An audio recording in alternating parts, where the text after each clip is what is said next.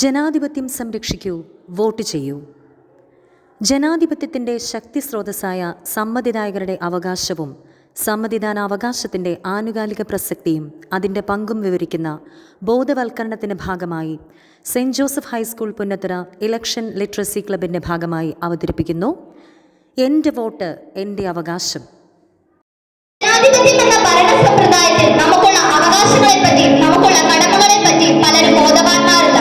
അതിന്റെ പ്രാധാന്യം എന്തെന്ന് പലർക്കും അറിയില്ല. ഒരു പൗരന് വോട്ട് ചെയ്യാനുള്ള അവകാശം ജനാധിപത്യത്തിന്റെ അടിസ്ഥാനമായി നിലകൊള്ളുന്നു.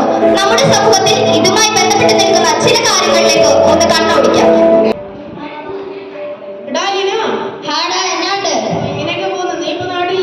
ഇല്ലടാ, ഞാൻ ഇപ്പൊ ദുബായിലാണ്. അല്ലടാ, വീട്ടിൽ അത്യാവശ്യമായി വരേണ്ട ഒരു കാര്യമുണ്ടായിരുന്നു, അതാ വന്നേ. അല്ലാതെ ഈ വോട്ട് ചെയ്യാനൊന്നുമല്ല. ഇല്ല, ഞാനെന്തിനു വോട്ട് ചെയ്യണം? ഞാൻ ജീവിക്കുന്നതും ജോലി ചെയ്യുന്നതും വിദേശത്തല്ലേ. ഇവിടെയുള്ള നിങ്ങളൊക്കെ തന്നെ അങ്ങ് വോട്ട് ചെയ്താൽ മതി. അഥവാ ഞാൻ വോട്ട് ചെയ്താലും നാളെ രാവിലെ അങ്ങ് തിരികെ പോകും. പിന്നെന്തിനാ വെറുതെ ഒരു ദിവസം കൂടെ ഒന്ന് സമയം കളയുന്നത്? വോട്ട് ചെയ്യാനല്ല, നിന്റെ ഇഷ്ടം.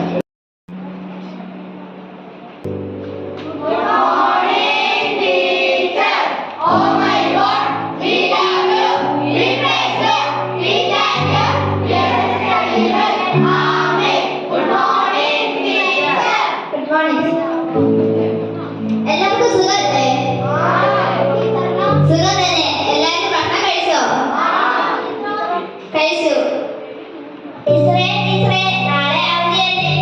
ആഹാ, രാവിലെ വന്നപ്പോഴേ നാളെ അവധി എന്നാണ് ചോദിക്കണേ. കൊള്ളാലോ. അല്ല ടീച്ചറെ, നാളെ ഇലക്ഷനൊക്കെ അല്ലേ, അപ്പോൾ അവധി കാണില്ലേ? നാളെ അവധിയാണെന്ന് മാത്രം അറിഞ്ഞാൽ പോരാ, നാട്ടിൽ ദിവസത്തെ പ്രാധാന്യം നമ്മൾ അറിയണം. നമ്മുടെ രാജ്യത്തെ ഏത് ഭരണക്രമമാണ് നമ്മൾ ക്ലാസ്സിൽ ചർച്ച ചെയ്തല്ലേ? പറയുന്നേ, എന്താണ് ജനാധിപത്യം?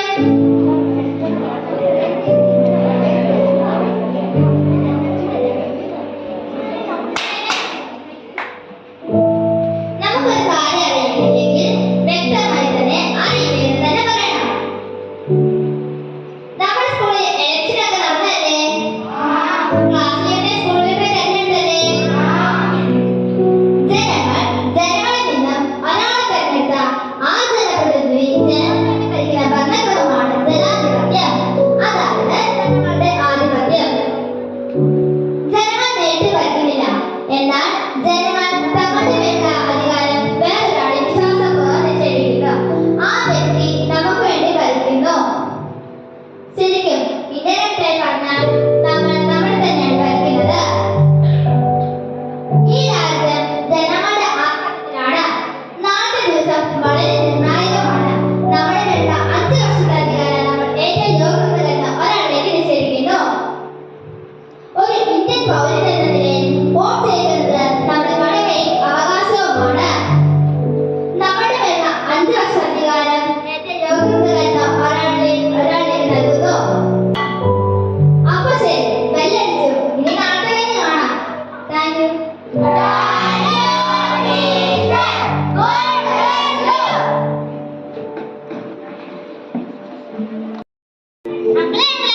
നാളെ പോകുവാണോ? അതെ മോളെ. എനിക്ക് നാളെ വോട്ട് ചെയ്തിട്ട് പൊക്കൂടെ? അതിനൊന്നും സമയമില്ല മോളെ, ഇനി അടുത്ത പ്രാവശ്യം ആകട്ടെ. അങ്ങളെ അങ്ങനെ ചെയ്യുന്നത് തെറ്റാണ്. അതെന്താ? അങ്ങൾ ഈ രാജ്യത്തെ പൗരനൊന്നും അല്ലേ? അതേലോ. അങ്ങളിന് നല്ലൊരു വിദ്യാഭ്യാസവും ജീവിതമൊക്കെ നേടിത്തന്നത് ഈ രാജ്യമല്ലേ? അതേ മോളെ. എന്താ ഇപ്പൊ ഇങ്ങനൊക്കെ ചോദിക്കാൻ? കടമകൾ കൂടാതെ അവകാശങ്ങൾ നിലനിൽക്കില്ല. അങ്ങളിന് ഇത്രയും വലിയ ജന്മനാട് തന്നെങ്കിൽ നാളത്തെ ഒരു ദിവസം ഈ നാടിന് വേണ്ടി വോട്ട് ചെയ്യാനുള്ള കടമയും അങ്ങളിനുണ്ട്. വോട്ട് ചെയ്ത് നല്ല സ്ഥാനാർത്ഥികളെ വിജയിപ്പിക്കണം.